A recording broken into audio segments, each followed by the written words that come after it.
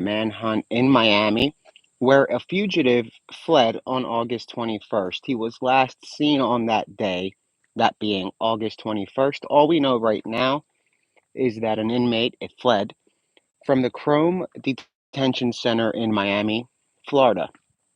His charges are currently unknown. His name is unknown. His race, everything unknown. What we do know is that BORTAC is involved, the Department of Homeland Security is heavily involved, and ICE is heavily involved. I reached out to Homeland Security about an hour ago. They said they'll try to get back to me today. They circled back. I asked for a name, a mugshot, and his booking charges, but nothing yet. So again, guys, this is in Miami, Florida. There is an escapee. We don't know exactly what you should be on the lookout for, except somebody of that's not an American escaped. So that's what we know. Somebody that's not a U.S. citizen fled the Krome Detention Center, and BORTAC is involved, which makes me obviously assume that it's a rather dangerous individual. They don't bring BORTAC for carjackers. So right now in Miami, Florida, there is quite a manhunt underway. I just circled back with Homeland Security, and they can. What was that? That's disgusting. That was like dry spider poop or something. I'm gonna move from that spot. But again, guys, Krome Detention Center in Miami, Florida. An inmate escaped on August 21st. We are now on the 27th, I believe, or 26th. We are on day 6 of that manhunt, and we don't have anything to go off of right now. So I'm gonna circle back with you guys once I have the escapee's name, face, and charges. Again, that should be coming my way within the next couple of hours. I'm hoping. I reached out to Homeland Security and they got back to me rather quickly. So hopefully we have some more info on this manhunt in Miami so we can start raising the flags and know what we're looking for. If it's somebody that we have to lock our doors for, if it's somebody that we have to watch our children for, um, it's obviously somebody that is of a rather heightened security level to have BORTAC. You have Blackhawks looking for the guy. Um, and that's very active right now. They're circling Miami with Blackhawks looking for this guy.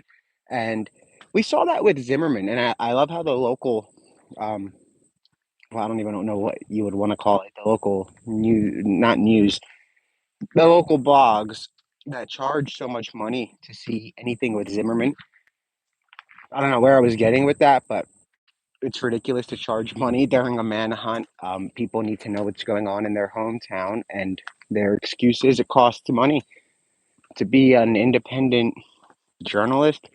Give me a break. I mean, last year we were doing Danilo Cavalcante. Yeah, it cost money, but until day 10, we didn't really even make that a thing. You know what I mean? But from the outset, if you open up a website just to charge people when there's an escaped inmate, shame on you. And those stories should be free. I guess charge them for the traffic report. Don't charge them for an escaped inmate. That's something that's a public safety situation where the public should have a right to know. And that's something that I told Homeland Security today, that we have a right to know on day 6 who we're looking for. So again, guys, stay safe, stay vigilant.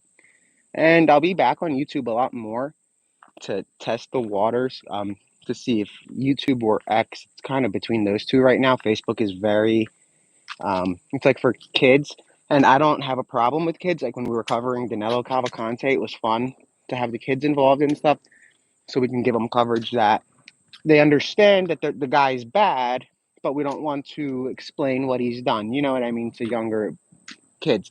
And Facebook doesn't like the words that we use, which is what they're charged with. So I mean, Facebook is kind of off the list. X is very good when it comes to censorship. There's hardly any.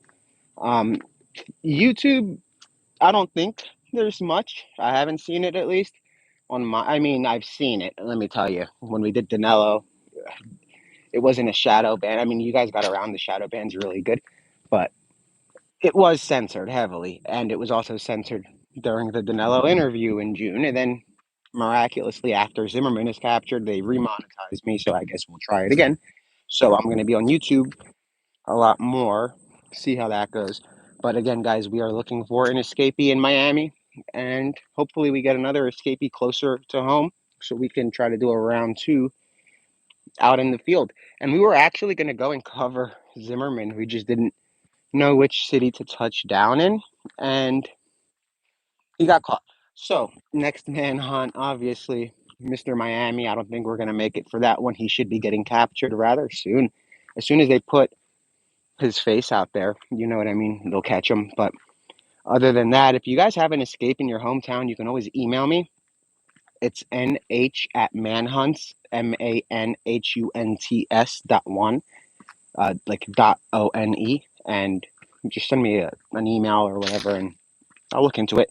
As long as it's somebody that isn't like a work release BS kind of thing. Now, if they accidentally put a murderer on work release, I want to know about that.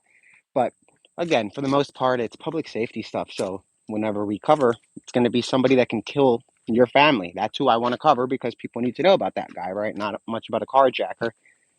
You get carjacked, I'm sorry, but stuff happens, you know. But murder, that's kind of a problem. So again, guys, stay safe, stay vigilant. If you're in Miami, I'm going to have some more info for you guys today, and we'll go from there. So stay